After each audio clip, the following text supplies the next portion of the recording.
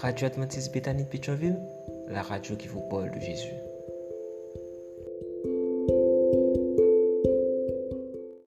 La vigile matinale provient de l'œuvre de Monica Diaz, Méditation quotidienne au féminin.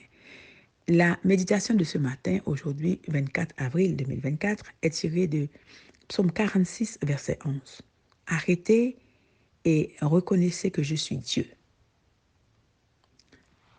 Fermer la bouche, ouvrir son cœur, page 123. Récemment, j'ai vu la vidéo émouvante de Nia et Charlie Franks. Nita est un éléphant et Charlie Franks est la personne qui l'a élevé depuis son plus jeune âge. Mais quand il a pris sa retraite, Charlie a fait don de Nita au zoo de San Diego, aux États-Unis. 15 ans plus tard, ils se sont retrouvés. Curieux de savoir si Nita reconnaîtrait la voix de son maître après 15 ans de séparation, une chaîne de télévision a capturé l'instant. À 100 mètres de distance, Charlie a appelé Nita.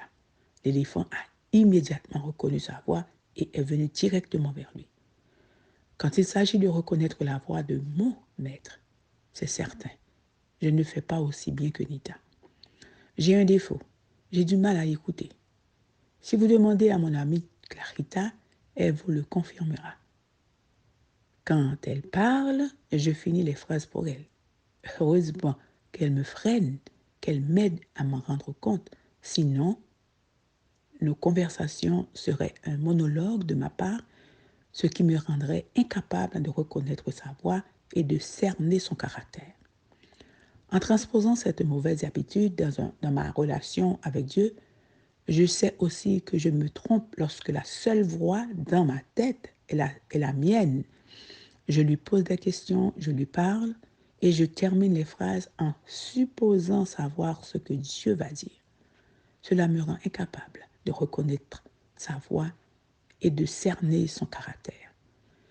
La vérité est que je ne sais pas ce qu'il va me dire et si je n'écoute que moi-même, je ne le saurai jamais. Je veux être comme Nita.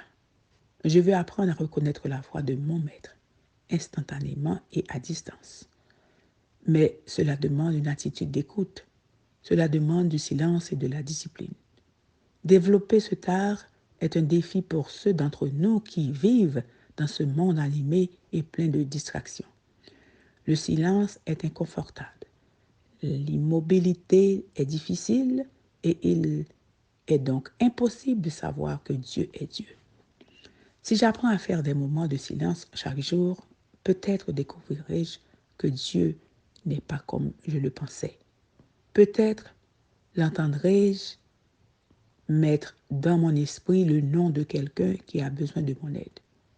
Peut-être me rendrai-je compte d'un péché que j'ai commis et pour lequel je dois demander pardon. Peut-être comprendrai-je que je dois réorganiser la liste de mes priorités pour qu'elle soit en accord avec une vie de silence et de prière, et non une vie de distraction, de divertissement et d'interruption constante. Apprendre à rester tranquille pour reconnaître que Dieu est Dieu, ou bien, dit de façon un peu plus crue, mais plus efficace, j'espère, fermer sa bouche pour ouvrir son cœur. Fermer sa bouche pour ouvrir son cœur. Amen, amen, amen. Fermer la bouche, ouvrir son cœur. Que Dieu vous bénisse. Bonne journée. D'autres émissions aussi intéressantes sont aussi disponibles sur notre site radioadventistebethany.com et aussi sur toutes les plateformes de podcast.